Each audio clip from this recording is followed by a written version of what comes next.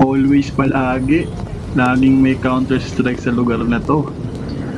Sa araw-araw na lang nadadaan ako dito.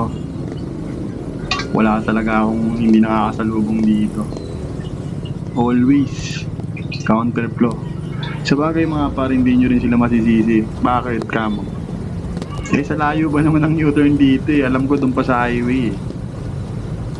Sa may Luzon pa yung pinaka-U-turn nito, sa may terminal ng tricycle. Kasi dati may U-turn niya sa may bungad, sinarado nila. Kasi nga nagkaka-traffic, nagkakos ng traffic.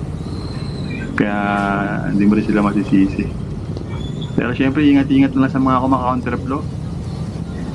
And baka biglang may surprise na huli dyan, eh medyo malaki-laki ang penalty ng counterflow mga par. Ayun, ingat-ingat lang sa atin mga counter strike dyan dito sa Congressional Avenue, Luzon Avenue. Ride safe mga par.